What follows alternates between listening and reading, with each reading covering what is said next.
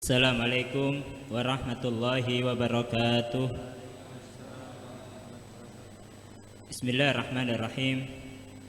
Nawaitu ta'allum wa ta'lim wa nafa wal intifa wal mudzakkara wa tadhkir wal ifada wal istifada wal hassa ala tamassuki bi kitabillahi wa sunnati rasulih wa du'a ilal huda wa dilal alal khair tiga wajhillah wa mardati wa qurbi wa sawabi minallahi ta'ala. As-salis wa an Abdullah bin Amr radhiyallahu wa an Abdullah bin Amr bin al-As radhiyallahu anhuma qala li Rasulullah sallallahu alaihi wasallam ya Abdullah la takun misla fulan kana yaqumul lail fatarakahu qiyamal lail muttafaqun alaih. Ar-rabi wa an Aisyah radhiyallahu anha qalat kana Rasulullah sallallahu alaihi wasallam idza fatatu shalah minal lail min waja'in aw ghairihi shalla minan nahar sintai asyarah rakaatan rawahu Muslim. Hadis yang ketiga di dalam bab muhafadzah alal a'mal, menjaga di dalam amal perbuatan kita. Hadis ketiga ini sama persis yang telah dijelaskan oleh guru kita di rutinan Selasa kemarin. Hadis ini diriwayatkan oleh Abdullah bin Amr. Beliau berkata, qala li Rasulullah sallallahu alaihi wasallam, ya Abdullah la takun misla fulan. Wahai Abdullah, jangan kamu menjadi seperti fulan. Kana yaqumul lail fataraka qiyamal lail. Fulan tadi itu biasanya qiyamul lail, tapi kemudian meninggalkan kebiasaan qiyamul lail. Lah Abdullah bin Amr bin As ini salah satu atau seseorang sahabat yang pernah diingatkan oleh Rasulullah tentang dulunya selalu qiyamul lail, gak pernah tidur. Kemudian puasa setiap hari, tidak puasa, selalu puasa. Kemudian diingatkan oleh Rasulullah sampai di waktu usia senja, di usia ketika tua, beliau nyesal. Kenapa? Karena tidak mengambil rukhsah yang telah dikasih oleh Rasulullah sallallahu alaihi wasallam. Abdullah, ya Abdullah la takun misal fulan. Wahai Abdullah, jangan kamu seperti fulan. Karena yaqumul lail. Fulan tadi itu selalu qiyam yaqumul lail, berdiri di waktu malam, ibadah kepada Allah Subhanahu wa taala. Lah, dikatakan kita sudah terbiasa untuk qiyamul lail berapa kali? Dikatakan oleh ulama al-murad bil adah dikiaskan oleh haid, tajdidul wudu sama shaum yaumil syak. Apa? Sekali kita melakukan, kita sudah dianggap melakukan kebiasaan. Contoh, kita kita mulai tadi sholat duha 2 rakaat. Berarti kalau kita besok meninggalkan sholat duha 2 rakaat, berarti kita meninggalkan kebiasaan kita. Apa? Sholat duha 2 rakaat. Berarti itu termasuk yang diancam, yang diperingatkan oleh Rasulullah kepada Abdullah. Ya Abdullah, jangan kamu seperti fulan. Apa? Dulunya melakukan kebaikan, dulunya qiyamul lail, kemudian ditinggalkan. Baik, ketika kita melakukan perbuatan yaitu salat duha ataupun qiyamul lail, walaupun sekali, kemudian besoknya kita tinggalkan, berarti kita meninggalkan kebiasaan kita daripada kebaikan. Kemudian dari dalam hadis ini menjelaskan kepada kita istihbabud dawam, dianjurkan untuk selalu ala ma'tadahul mar'u minal khair, mengerjakan apa yang terbiasa daripada kebaikan yang dilakukan oleh seseorang.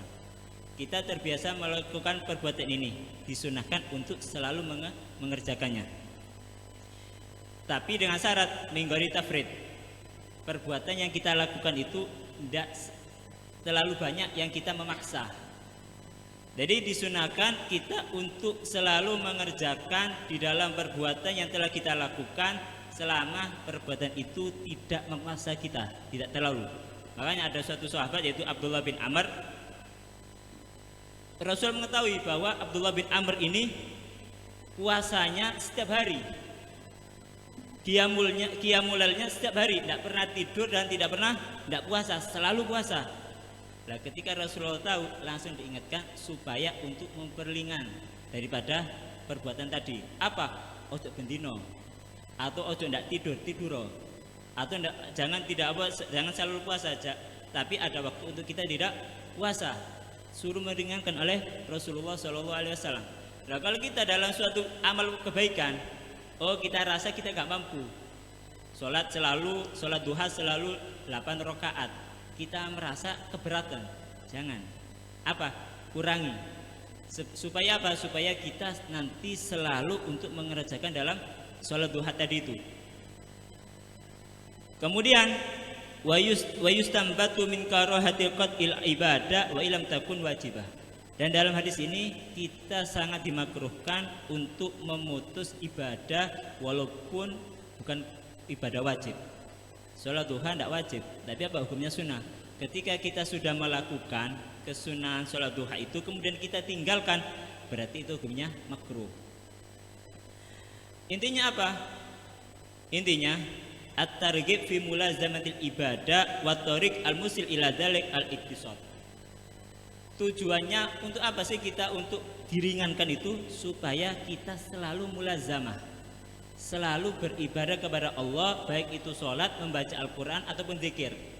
Lah caranya kita untuk selalu beribadah kepada Allah itu cuma satu jalannya, apa? Al-iktisad, kita tengah-tengah, tidak memaksa dan tidak meringankan.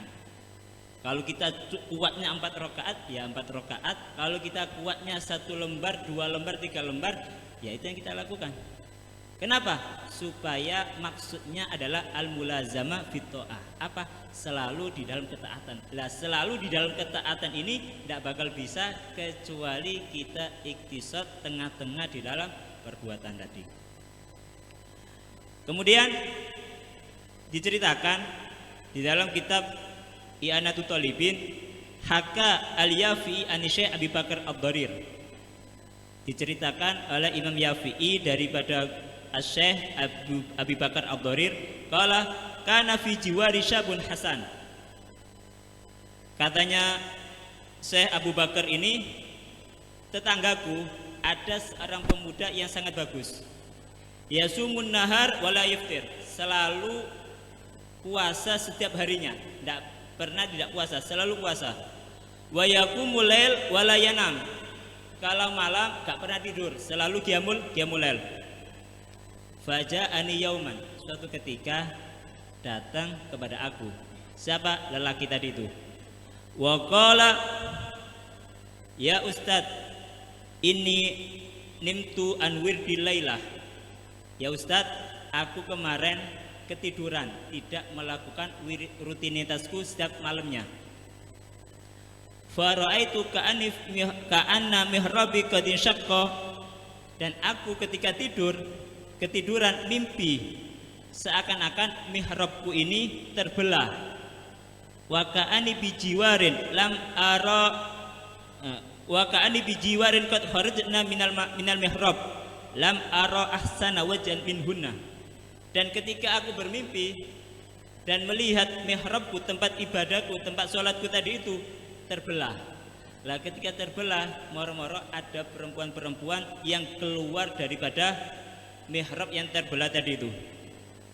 Dan aku melihat lam ara ahsana wajhan minhunna, tidak pernah aku lihat wajah atau rupa yang paling bagus kecuali para wanita tadi itu. Wa idza fihinna wahid, tapi ada satu perempuan daripada perempuan tadi itu wahidatun sauha fauha, ada satu perempuan dari perempuan tadi itu yang wajahnya sangat jelek, bibirnya terlalu besar dan lain sebagainya. Lam ara akbaha minha maldharan, aku tidak pernah melihat wanita yang paling jelek kecuali wanita tadi itu.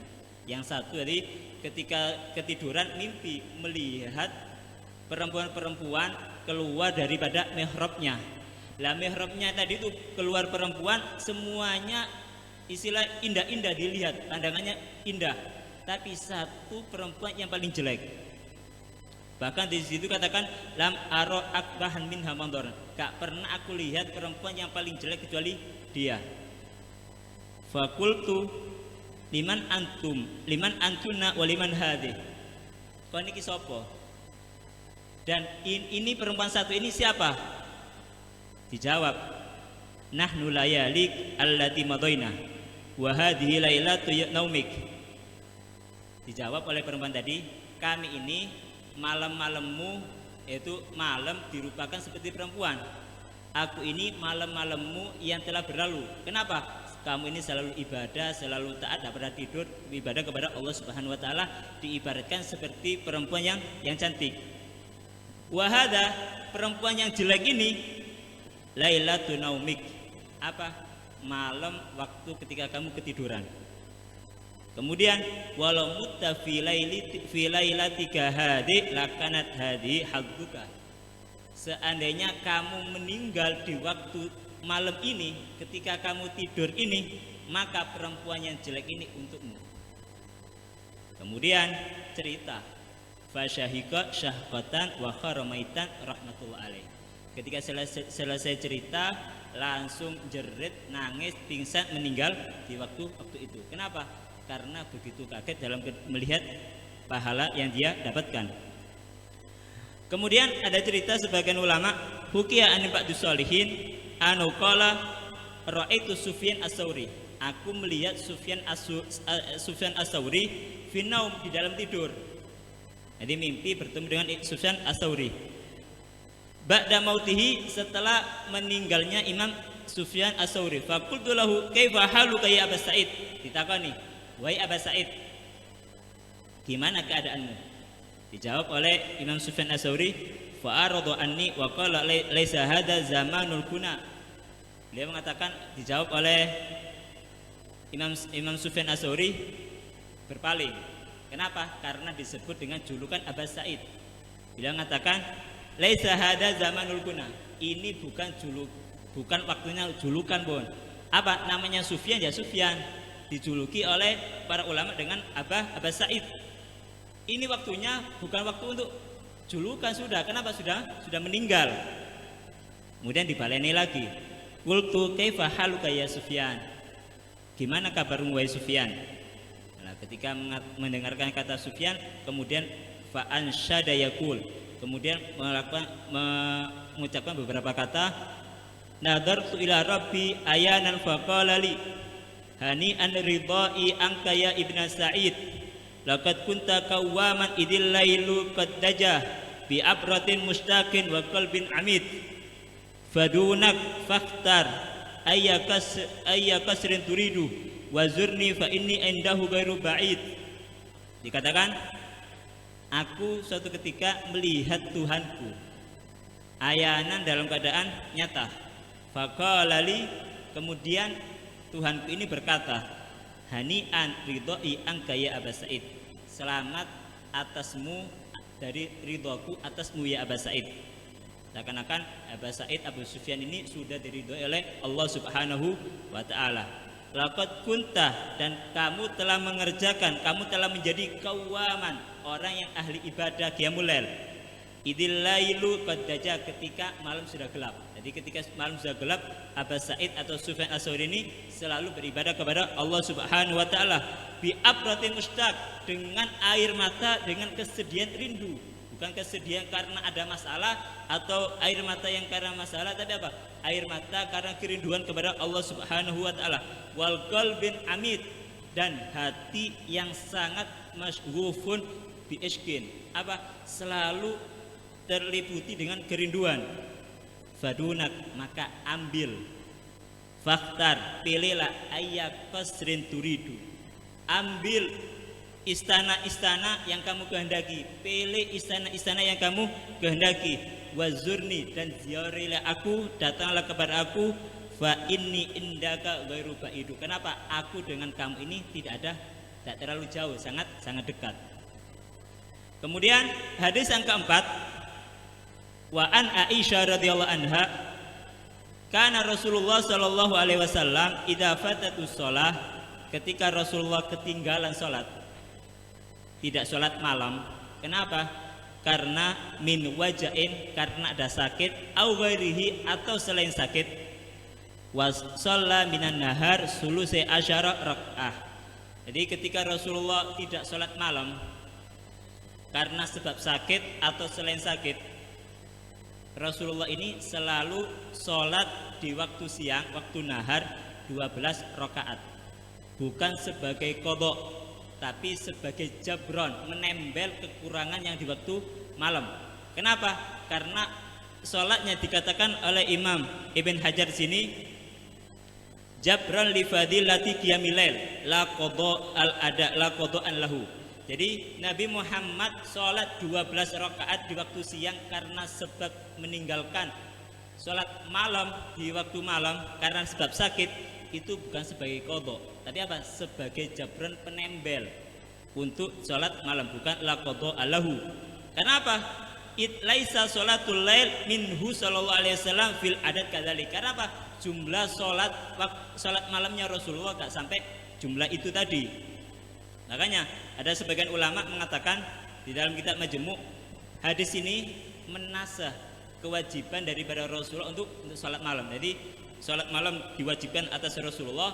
Kemudian ketika ada hadis ini dinasah oleh Allah Subhanahu wa taala kewajiban sholat malam bagi Rasulullah Shallallahu Alaihi Wasallam. Semoga yang sedikit ini bisa bermanfaat. Wabillahi taufik. Assalamualaikum warahmatullahi wabarakatuh.